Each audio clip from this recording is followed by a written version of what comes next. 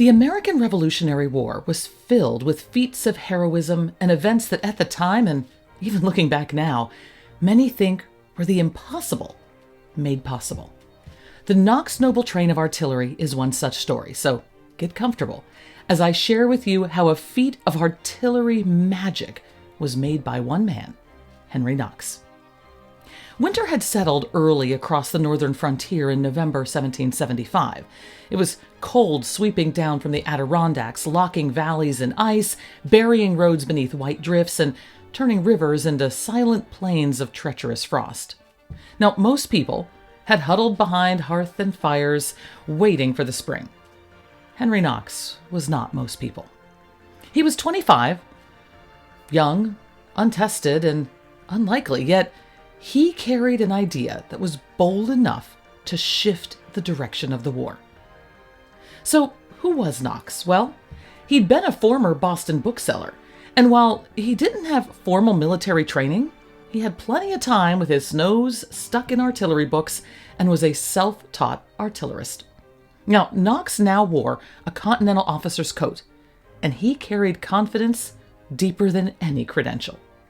He believed that he could go north, retrieve all the heavy cannon that were captured at Fort Ticonderoga and Crown Point, and then bring them back to Washington's lines outside Boston. And he was going to do it all in the middle of winter. Now, this map, while showing the distance, really doesn't show the depth of what challenges would face Knox on this journey. Snow, freezing lakes, mountains, trying to move tons of artillery over that trek. You can imagine how many people at the time doubted what this young man thought he could do. Many saying, "You need to wait till spring. No one can do such a thing in the harsh winter." But Knox insisted, and General George Washington listened. Washington approved the plan, placing in Knox's hands the possibility of breaking the siege and with it, the fate of Boston. The road stretched hundreds of miles. Winter was just getting worse, and Knox began. So let us follow the journey with the aid of Knox's own diary entries, accompanied by what historians have discovered about his trip. You may be hoping for some grand declarations, bold aspirations, long drawn-out messages of his plans to turn the tide of a stalemate in Boston. You're going to be disappointed. While he may have been a man of books and words previously, now, Knox was a man focused on a mission, not excess words. His diary carried simple information. Travel distances. November 20, from Worcester to Western, 38 miles. November 21st, from Western to Hartford, 44 miles. November 22nd, from Hartford to New Haven. No recorded complaints, no doubts, just distances, only progress. But between the lines, the stakes grew heavier with every mile. Knox knew what waited at the northern forts. 58 to 59 pieces of artillery, scattered and decaying, weighing nearly 60 tons in total. The Revolution did not merely want them, it needed them. Washington needed them. So Knox pressed on. November 23rd, from New Haven to Fairfield. November 24th, from Fairfield to Kingsbridge. November 28th, left New York, reached Croton's Ferry, 39.5 miles. Each line is matter of fact, but beneath the brevity lies a quiet intensity. Knox was riding straight into worsening weather, each mile adding weight to the responsibility he carried. November 29th, from Croton's Ferry to Poughkeepsie, 44.5 miles. November 30th, from Poughkeepsie to Livingston's Manor, 40 miles. Snow clouds gathered. Frost silvered the treetops. The journey north was becoming a race against winter. Now, Knox reached the region of Ticonderoga at the beginning of December. In his diary, he recorded simply that he went from Crown Point to Ticonderoga, 15 miles. But what he found there deserved far more than a few words. Cannon stood in rows across ramparts and courtyards, half buried in snow. 24-pounders slept under frost. 12-pounders leaned against crumbled stone. Mortars rested like iron moons. Cohorns, shot, tools, carriages, they were all around him. Knox walked among them, inspecting each piece with the reverence of a craftsman and the calculation of a commander. He understood exactly how each gun could shape the siege at Boston, and exactly how much agony it would take to move it. But his diary contains no hesitation. He issued orders to gather the entire train, nearly 60 tons, every usable piece. The work began immediately to move them to Boston, but before we get into the journey itself, we have to understand how they even intended to move this massive train of artillery. How do you drag 60 tons of iron and bronze artillery across mountains, forests, and frozen rivers in the dead of winter using only the tools, timber, and muscle available in 1775? Now, his diary gives distances and payments, but between those brief entries was an engineering puzzle as large as the guns themselves. Knox was not just gathering artillery. He was building the very machinery that would move a nation's hope toward Boston. So, before I tell you what the journey entailed, let me explain the mechanics of this mission. It began with the foundations, the sledges, described as 42 exceeding strong sleds to haul the guns south. Now, these were nothing like the delicate sleighs you might imagine today. They were brutal, practical freight machines, wooden workhorses that were built for punishment. Carpenters at Lake George shaped thick oak and pine runners, likely bending the forward tips so they would ride over the snow instead of digging into it. Where they could and when they had it, they would use iron and shod the runners, hammering curved strips along the bottom to keep the wood from splintering on frozen ruts and buried stones. Across the runners, they joined massive crossbeams bolted or pegged together. On top of that came a crude deck, cribbing of timber strong enough to bear the weight of a gun carriage or a barrel. And the finished sledges were as long as wagons and as heavy as sheds. To pull those sledges, Knox gathered 80 yoke of oxen. That's 160 animals that were, in 1775, the closest thing America had to internal combustion. Oxen were kind of the diesel engines of rural New England. Steady, patient, powerful, and unfazed by the cold that froze men's breath to their scarves. On a good snow, a single yoke could pull a ton or more, depending on grade and conditions. But many of Knox's guns far exceeded that. It meant extra teams had to shadow the line, ready to swap in when another pair faltered. And when the climbs grew too steep even for oxen, dozens of men hauled on ropes, leaning their bodies forward like human counterweights. The feeding, the watering, the sheltering, shoeing, this living engine required its own system of constant labor. Farriers, smiths, and drivers working in rotation from fort to town to village. Just keeping the animals alive was a project inside the project. People today picture a cannon as a single object.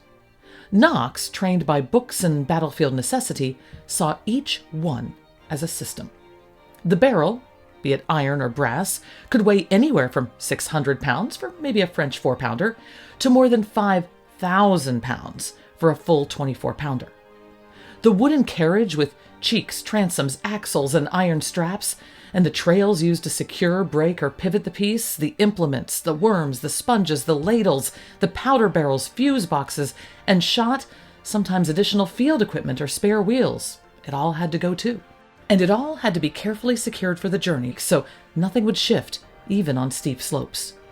If a rope snapped at the wrong moment, the barrel didn't just fall, it crushed. Men died that way in artillery camps, and Knox knew it. So every load was a negotiation with danger, muscle, and the winter weather itself. Only after all this was ready, the sledges built, the animals secured, the guns loaded and frozen into place, could Knox begin the first leg of the expedition. The guns were ready. The sledges waited in rows. Lake George lay ahead, open just long enough to give them a chance. The noble train was prepared to leave Ticonderoga and begin its perilous journey south. Pages from Knox's diary around these days are fragmented, some lost, some smudged, but the surviving lines show the scale of the labor. For example, December 9th, paid Captain Johnson for the work of 43 men for 2 days, dragging cannon from Ticonderoga to the north landing of Lake George.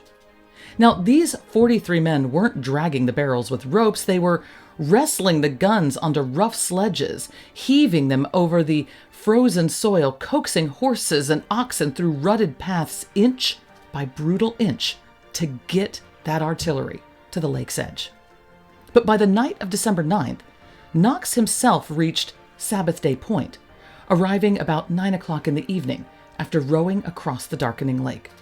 Now, Lake George is 32 miles long. It is a black, wind-whipped corridor in winter, and Knox crossed it in a shallow bateau, barely a hand's breadth above the waterline.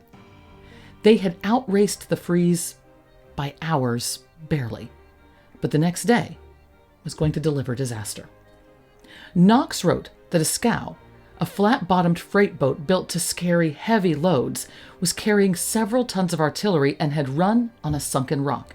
The men had broke all their ropes trying to get her off. The lake was beginning to skin over with ice, and a snowfall was coming.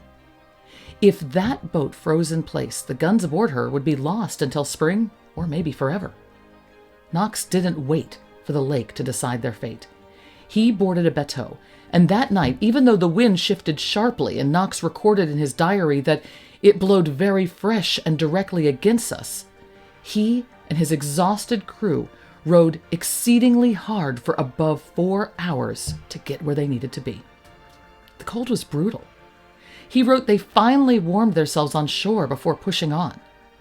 And at dawn, he wrote, 6 hours and a quarter of excessive hard pulling brought us to Fort George. He stepped out of the bateau and immediately sent for Squire Palmer of Stillwater, ordering him to prepare large sleds and teams of oxen to drag the cannon. Now, Knox had understood the truth. Lake George could no longer be trusted. Palmer arrived on December 13th and agreed to bring the sleds by the first snow. It should have been a moment of relief, but then Knox received worse news. The scow, already battered from striking a submerged rock, had taken more punishment from the rising wind during the night. Knox's diary recorded the moment bluntly. The sea had beaten her in such a manner that she had sunk. It was winter's first real strike at the expedition, and for a few hours, it looked as though Lake George had claimed several irreplaceable pieces of artillery. But Knox's diary does not show panic or despair, just the facts, and he adapted. Reports soon reached him that although the scow had filled and gone under, her gunwales, those top edges of the hull, still rode above the surface. The guns could be saved, and they were. Recovery meant men wading onto cracking ice with ropes, axes, and buckets, bailing it out until she rose, then inching her toward shore, where teams could haul the guns onto sledges. The next few days were a blur of motion. Here Knox's diary grows practical and clipped.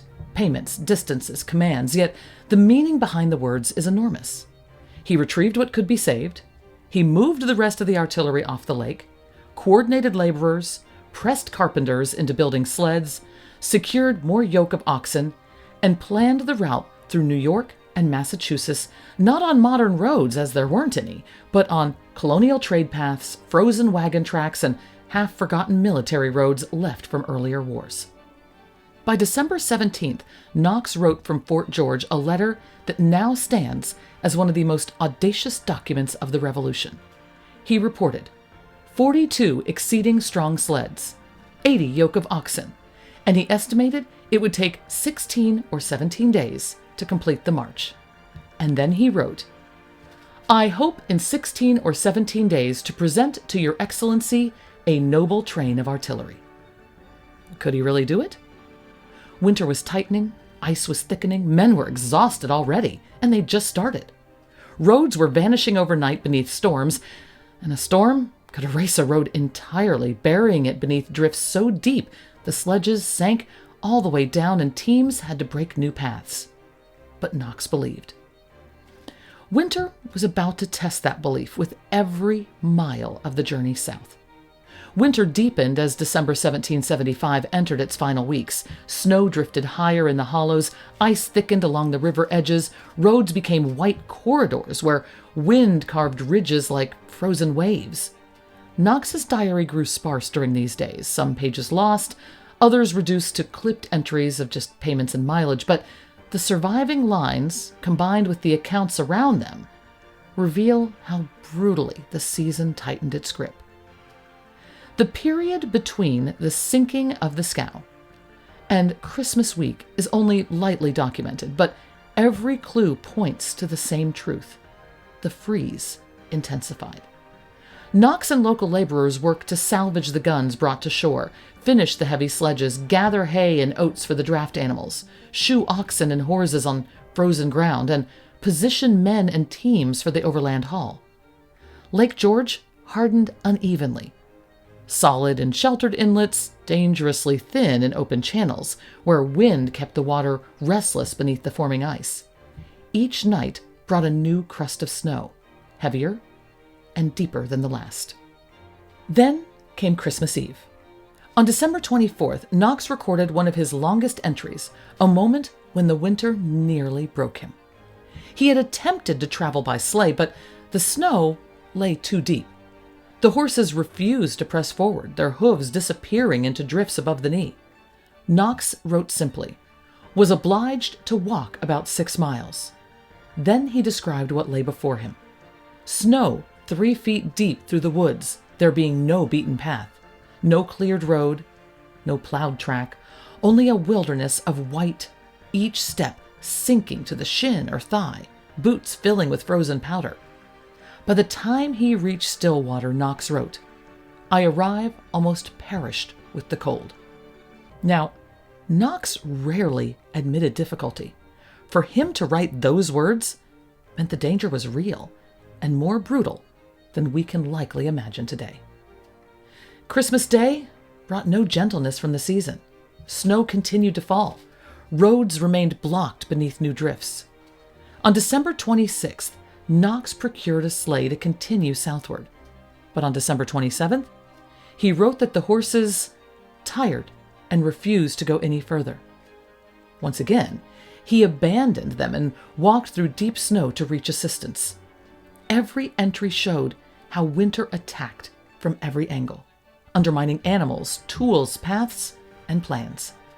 But Knox pressed on. The artillery still waited. The siege of Boston waited. Washington waited. And Knox did not intend to fail them. At Albany, the expedition reached a critical moment, and it nearly collapsed again. Squire Palmer, who had promised the teams and sleds to haul the artillery, arrived and suddenly attempted to renegotiate his price. Knox documented the moment with uncharacteristic sharpness. The treaty broke off abruptly, and Mr. Palmer was dismissed. This was no small dispute. Without Palmer's sleds and oxen, the artillery could not move. Knox needed a miracle. And he got one. General Philip Schuyler intervened with the authority and decisiveness of a man who understood the stakes. Knox recorded that Schuyler's wagon master was sent across the countryside to summon every available team of horses and sleighs, offering 12 shillings per day for each pair of horses, or 7 pounds per ton for 62 miles. While patriotism spoke, money spoke louder. And by December 31st, the wagon master returned with a list amounting to near 124 pairs of horses, leading to the lake to begin hauling the artillery. Knox's mission lived, but winter was not finished with him. The first days of the new year brought one of the most surreal tasks of the entire expedition.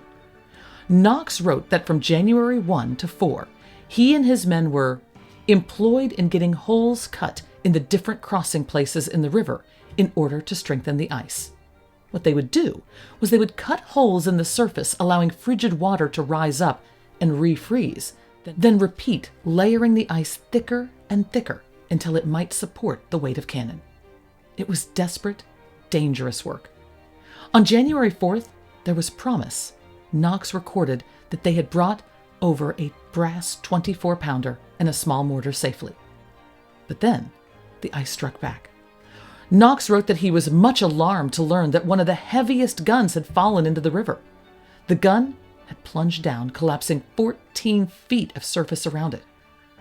Losing that big gun to the river caused Knox to pause and reassess. On January 5th, he personally inspected the crossing. He traveled up the river about 7 miles, walking onto the ice and noting grimly that it was very weak indeed for horses. It was a blunt assessment, and it was a warning. The ice would not forgive carelessness, and it would not tolerate overconfidence. It's worthy of a note here that Knox was not so focused on his work to miss the wonder around him. On this day, his diary deviates from just the work of the noble train to note his impression of seeing the Cohoes Falls. He wrote, "The most superb and affecting sight I ever saw. Icicles 20 feet long and 3 or 4 feet thick hung from the frozen falls. It was beautiful. Amid frostbite and fear, he still felt awe." And frankly, that massive frozen attraction also gives us a feel of the enormity of the situation, as the same winter forces shaping that massive, breathtaking scene were those forces that were threatening every mile of Knox's mission. At dawn on January 8th, Knox returned to the frozen river. He wrote, "Went on the ice about 8 o'clock in the morning and proceeded so cautiously. It took the entire day. Ice splintered beneath their feet. Ropes froze stiff. Water churned below as men hauled, braced, shouted, and fought against the freezing wind." Knox wrote that they succeeded only through the assistance of the good people of the city of Albany.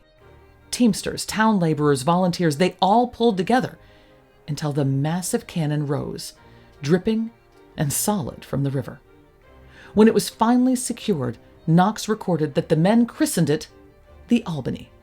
It had earned its name, and so had they.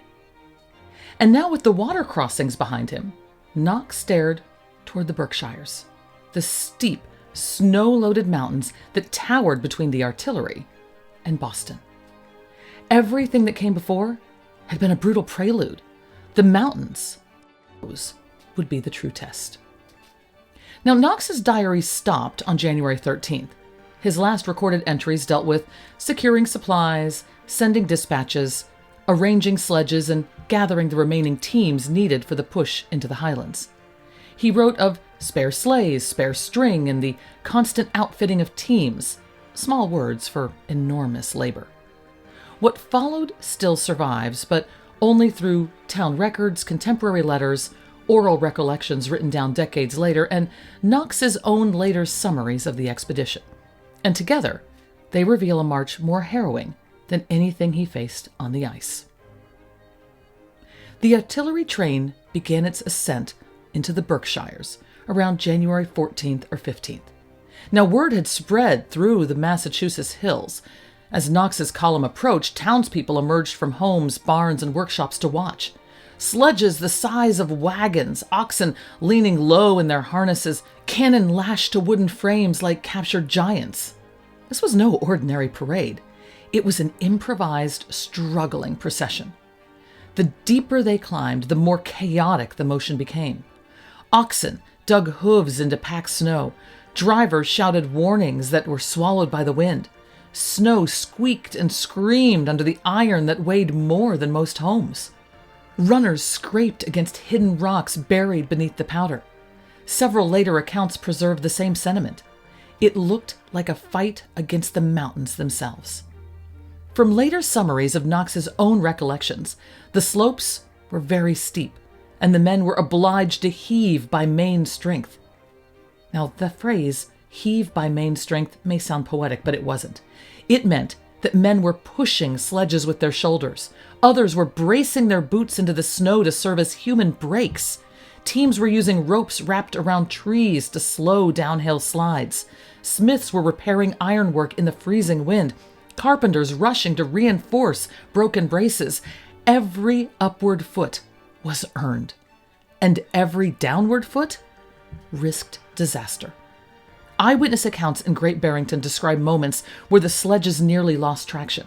One recollection preserved in the town history tells of men lying flat to brace their backs against the rear of a sledge as oxen tried to pull it uphill, using their own bodies as wedges to keep the load from sliding backwards.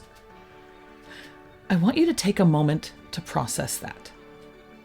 A ton or more gun on runners sliding downhill would crush anything in its path. Those men knew it, and still they put their bodies between the sled and the backward slide to hold the line. Now, the eastern descent toward Great Barrington was just as deadly as the climb.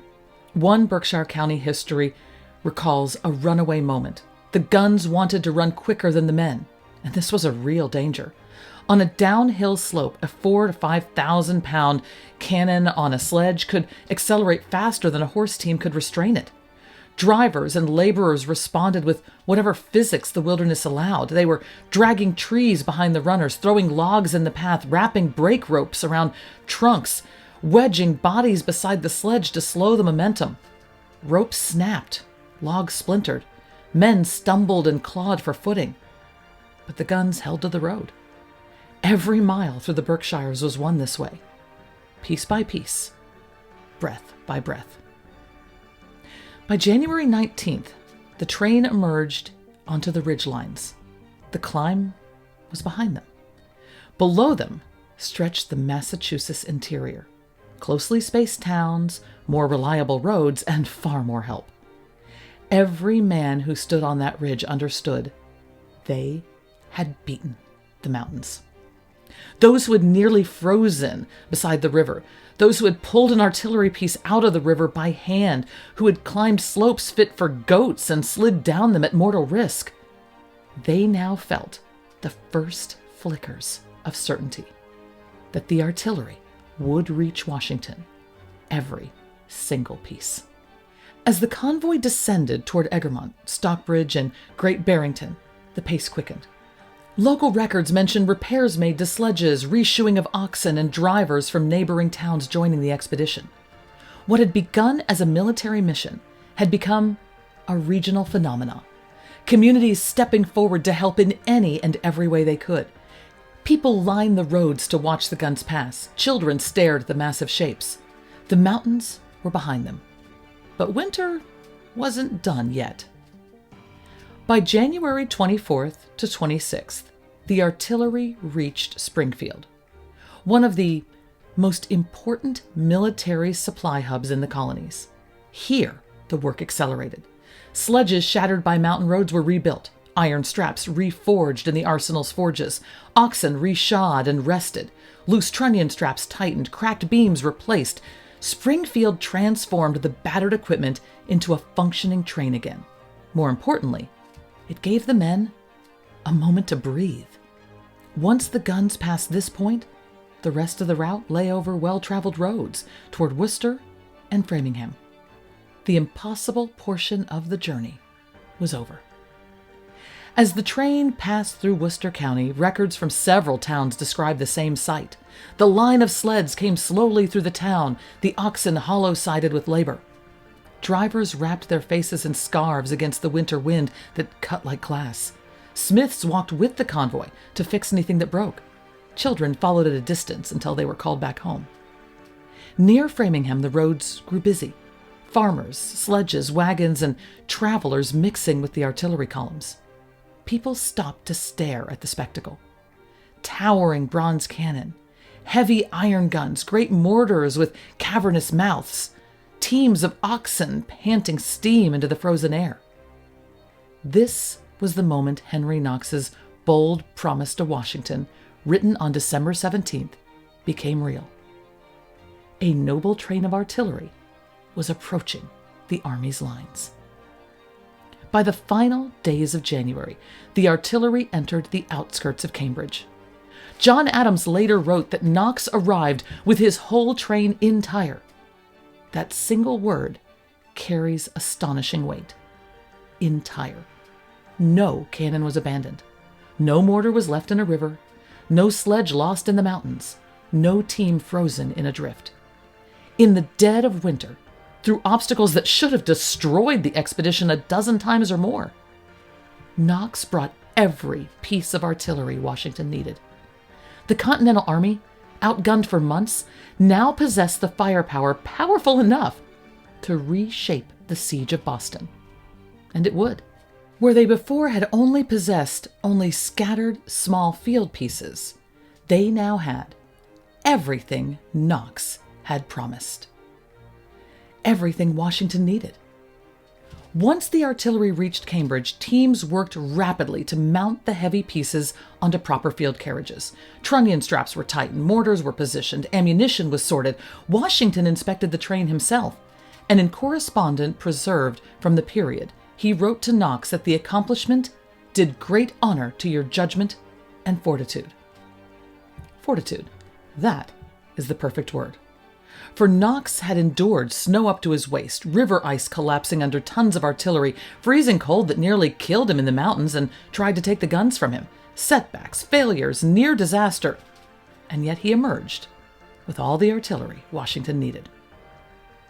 The culminating movement came weeks later. On the night of March 4th through 5th, under the cover of darkness, Washington ordered a bold operation: the rapid fortification of Dorchester Heights. Knox's artillery, the same guns hauled across those frozen lakes and mountains, were dragged silently into position literally overnight. By dawn, the British were staring up at a sight they had considered impossible: American cannon commanding Boston and the harbor. General Howe studied the heights and refused to attack. The British evacuated the city on March 17, 1776. The noble train of artillery had altered the fate of the Revolution. Knox had once been a bookseller, a young man who taught himself about artillery from borrowed volumes, a man whose diary recorded no fear, only motion, a man who had written a single ambition to Washington, that he would bring the commander a noble train of artillery. And he had delivered more than a train. He had delivered a turning point, a show of American resolve, a feat of endurance unmatched in its age. And in doing so, he had reshaped the war.